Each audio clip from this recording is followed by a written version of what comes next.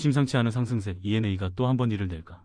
ENA 채널에서 새롭게 선보인 수목 드라마 아이돌아이의 초반 기세가 예사롭지 않습니다. 첫 방송 시청률 1.9%로 무난하게 출발하더니 입소문을 타기 시작한 이후에서는 2.3%로 껑충 뛰어오르며 상승 곡선을 그리기 시작했습니다. 최근 쏟아지는 장르물과 로맨스 드라마의 홍수 속에서 이토록 빠른 반응이 온다는 것은 분명히 이 드라마만이 가진 확실한 한방이 있다는 방증일 것입니다. 제목부터 아이돌과 도라이를 합친 중의적인 표현을 사용하여 호기심을 자극하더니 내용을 까보니 그야말로 골 때리는 캐릭터와 미스터리한 살인사건이 묘하게 섞여있어 시청자들의 도파민을 제대로 자극하고 있습니다.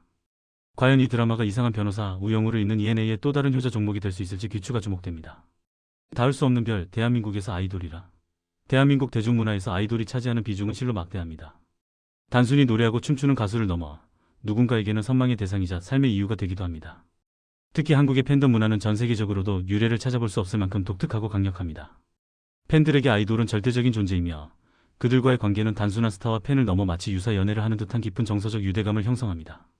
멀리서 응원하며 거리를 두는 팬들도 있지만 내 가수의 일거수일투족을 쫓으며 맹목적인 사랑을 보내는 경우도 많습니다. 드라마는 이런 한국 특유의 아이돌 문화와 팬심 팬-10을 이야기의 중요한 동력으로 삼아 현실감과 공감을 동시에 끌어냅니다. 팬심과 관계 사이 산업화된 덕질의 명과 아무리 나라에서 아이돌은 철저하게 기획된 시스템 속에서 탄생하는 그룹 형태가 대부분입니다. 배우에게는 아이돌이라는 수식어를 잘 붙이지 않지만 그룹으로 활동하는 가수들에게는 자연스럽게 이 단어가 따라붙죠. 과거에는 솔로 가수에게도 통용되던 말이 이제는 K-POP 그룹을 지칭하는 고유명사처럼 굳어졌습니다. 이 거대한 산업 속에서 팬들은 앨범을 사고 스트리밍을 돌리고 투표하며 내 가수를 1등으로 만들기 위해 조직적으로 움직입니다. 하지만 빛이 강하면 그림자도 짙은 법. 사랑이 지나쳐 사생활을 침해하는 사생팬 문제가 사회적 이슈가 되기도 하는데요. 드라마는 이러한 아이돌 산업의 명암을 배경에 깔아두고 그 속에서 벌어지는 사건을 통해 연예계의 뒷모습을 조명하기도 합니다. 성장 드라마는 가라. 미스터리 코믹 스릴러의 탄생. 그동안 아이돌을 소재로 한 드라마는 꽤 많았습니다. 하지만 대부분은 연습생들이 피땀 흘려 데뷔에 성공하는 성장기를 그리거나 한물간 망돌망한 아이돌이 다시 재기하는 감동 스토리에 집중했습니다. 그러나 아이돌아이는 이러한 기존의 문법을 보란듯이 비틀어버립니다. 제목에서부터 느껴지듯 이 드라마는 아이돌의 찬란한 성공기가 아닙니다. 오히려 아이돌과 도라이라는 이중적인 의미를 내포하며 나사가 하나 빠진 듯한 독특한 캐릭터들이 살인사건이라는 극단적인 상황에 휘말리며 벌어지는 소동극에 가깝습니다. 성장물의 탈을 쓴 미스터리 스릴러이자 코미디가 섞인 복합 장르로서 시청자들에게 신선한 충격을 선사하고 있습니다. 이름과 하는 메인 보컬, 도라이의 치명적 매력 배우 김재영이 연기한 주인공 도라이는 이름부터 범상치 않습니다. 도라이에서 파생된 것이 분명해 보이는 이 이름은 그의 캐릭터성을 단적으로 보여줍니다. 그는 인기 아이돌 밴드 골드보이즈의 메인 보컬이자 센터를 맡고 있는 핵심 멤버입니다. 하지만 무대 위에서의 카리스마와 달리 일상에서는 어디로 튈지 모르는 엉뚱함과 자기애 그리고 약간의 관기를 가진 인물입니다. 완벽하게 포장된 아이돌의 이미지가 아니라 인간적인 결함과 독특한 개성을 가진 도라이기라는 캐릭터는 김재영의 능청스러운 연기를 만나 생동감 있게 살아났습니다. 잘생긴 얼굴로 뻔뻔하게 망가지는 그의 모습은 이 드라마의 가장 큰 웃음 포인트 중 하나입니다. 승률 100% 변호사의 은밀한 사생활, 성덕 맹세나, 최수영이 분한 맹세나는 겉보기엔 찔러도 피 한 방울 안 나올 것 같은 냉철한 변호사입니다. 맡은 사건은 무조건 이기는 승률 100%의 에이스지만 그녀에게는 남들에게 절대 말할 수 없는 은밀한 취미가 있습니다. 바로 골드보이즈, 그 중에서도 도라이에게 열혈 덕후라는 사실입니다. 업무 시간에는 칼정장을 입고 법정을 누비지만 퇴근 후에는 대포 카메라를 들고 팬사인회를 쫓아다니며 오빠 를 외치는 그녀의 이중생활은 많은 아이돌 팬들의 공감을 자아냅니다. 사회적 지위와 체면 때문에 덕질을 숨겨야 하는 잃고 일반인 코스프레 중인 전문직 여성의 비애와 환희를 최수영이 아주 맛깔나게 표현해냈습니다. 밀실 살인 사건의 용의자가 된 나의 최애 드라마는 초반부터 충격적인 사건으로 포문을 엽니다. 솔로 활동과 밴드 활동을 병행하던 도라이근 신곡순위가 곤두박질치며 인기의 하락세를 실감하고 있었습니다.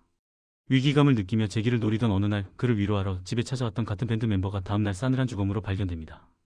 하필이면 장소는 도라이의 집, 외부 침입 흔적이 없는 완벽한 밀실. 졸지에 대한민국 톱 아이돌이 살인 용의자로 몰리는 절체절명의 위기가 닥칩니다. 마침 맹세나가 소속된 법무법인이 골드보이즈의 소속사와 제휴관계였고 덕분에 성덕성공한 덕후 맹세나는 꿈에 그리던 최애 도라이글 의뢰인으로 마주하게 됩니다.